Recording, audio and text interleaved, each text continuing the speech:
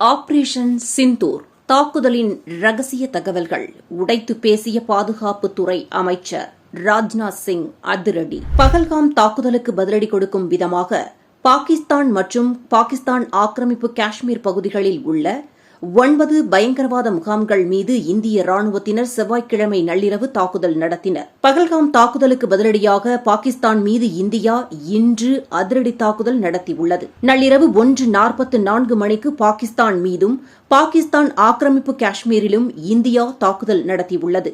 மொத்தம் 9 இடங்களில் பயங்கரவாத முகாம்களை குறிவைத்து இந்த தாக்குதல் நடத்தப்பட்டுள்ளது. இந்த தாக்குதலுக்கு ஆபரேஷன் சிந்தூர் என பெயரிடப்பட்டுள்ளது. இந்த தாக்குதலில் முப்படைகளும் ஈடுபடுத்தப்பட்டுள்ளது. இந்த தாக்குதலை தொடர்ந்து நீதி நிலைநாட்டப்பட்டது என்று இந்திய ராணுவம் தெரிவித்துள்ளது. இது தொடர்பாக ராணுவம் வெளியிட்டுள்ள எக்ஸ் பதிவில், பஹல்காம் பயங்கரவாத தாக்குதல் நீதி நிலைநாட்டப்பட்டது, ஜெய்ஹிந்த், ஆபரேஷன் சிந்தூர் என்று தெரிவிக்கப்பட்டுள்ளது. ஏப்ரல் 22ஆம் தேதி பஹல்காம் பயங்கரவாத தாக்குதலுக்கு பதிலடியாக இந்திய ராணுவம் ஆயுதப்படைகள் இன்று அதிகாலை பாகிஸ்தான் மற்றும் பாகிஸ்தான் ஆக்கிரமிப்பு காஷ்மீர் முழுவதும் 9 பயங்கரவாத முகாம்கள் மீது ஏவுகணை தாக்குதல்களை நடத்தின.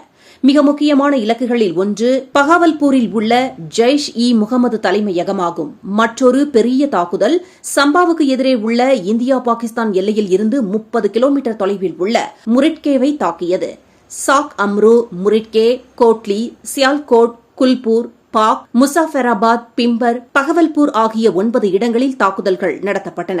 புதன்கிழமை பகல்காம் பயங்கரவாத தாக்குதலுக்கு பதிலளிக்கும் விதமாக ஏவப்பட்ட ஆபரேஷன் சிந்தூர் பற்றி இந்தியா ஒரு விரிவான கணக்கை கொடுத்தபோது, கர்னல் சோஃபியா குரேஷி 2 பெண் ஆயுதப்படை அதிகாரிகளில் இருந்தார். அவர்கள் தீர்மானம், சேர்த்தல் மற்றும் செயல்பாட்டு நம்பிக்கையின் வலுவான செய்தியில் இந்த விளக்கத்தை வகித்தனர். விங் கமாண்டர் வியோமிகா சிங்குடன் கர்னல் குரோஷி ஒரு விரிவான விளக்க காட்சியை வழங்கினார். அதோடு பாகிஸ்தான் மற்றும் பாகிஸ்தான் ஆக்கிரமித்த காஷ்மீரில் வேலைநிறுத்தங்கள் மற்றும் பயங்கரவாத முகாம்களின் வரைபடங்கள், ஆபரேஷன் சிந்தூர் பற்றிய மாநாட்டில் வெளியுறவு செயலாளர் விக்ரம் மிஸ்ரி கலந்து கொண்டார். இந்திய ராணுவத்தில் தாத்தாவும் பணியாற்றிய கர்னல் குரோஷி, ஆபரேஷன் சிந்தூர் பயங்கரவாத தாக்குதலால் பாதிக்கப்பட்டவர்களும் அவர்களது குடும்பத்தினருக்கும் நீதி வழங்குவதற்காக இந்திய ஆயுதப்படைகளால் தொடங்கப்பட்டது என்றார்.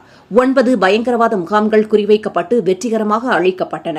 இந்த இலக்குகள் நம்பகமான உளவுத்துறை உள்ளீடுகள் மற்றும் பயங்கரவாத நடவடிக்கைகளை மேற்கொள்வதில் இந்த வசதிகளின் பங்கு ஆகியவற்றின் அடிப்படையில் தேர்ந்தெடுக்கப்பட்டதாக கர்னல் குரோஷி கூறினார்.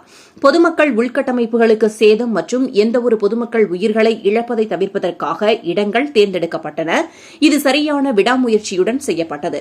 பாகிஸ்தான் மற்றும் பாகிஸ்தான் ஆக்கிரமித்த காஷ்மீர் ஆகிய நாடுகளில் இந்தியா 9 பயங்கரவாத முகாம்களை அடைந்த சில மணி நேரங்களுக்கு பிறகு மத்திய உள்துறை அமைச்சர் அமித் ஷா அனைத்து துணை ராணுவ படைகளின் தலைவர்களுக்கும் பாகிஸ்தானில் உள்ள இந்திய ஆயுதப்படைகள் மேற்கொண்ட தாக்குதல்களை அடுத்து விடுப்பில் இருக்கும் தங்கள் பணியாளர்களை திரும்ப அழைக்குமாறு அனைத்து துணை ராணுவ படையினருக்கும் உத்தரவிட்டார். ஜம்மு காஷ்மீர் லெப்டினன்ட் கவர்னர் மனோஜ் சின்ஹா மற்றும் முதலமைச்சர் ஓமர் அப்துல்லா ஆகியோருடன் வழக்கமான தொடர்பில் இருக்கும் அமித் ஷா எல்லைப் பகுதிகளில் வசிக்கும் பொதுமக்கள் பாதுகாப்பான இடங்களுக்கு கொண்டுவரப்படுவதை உறுதி செய்யும்படி அவர்களிடம் கேட்டார்.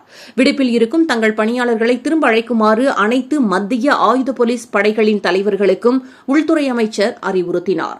நாட்டின் உள் பாதுகாப்பு நிலைமையையும் ஷா மதிப்பாய்வு செய்து உயர் பாதுகாப்பு அதிகாரிகளிடம் எச்சரிக்கையாக இருக்கவும் கண்டிப்பாக விழிப்புடன் இருக்கவும் கேட்டுக் கொண்டார்.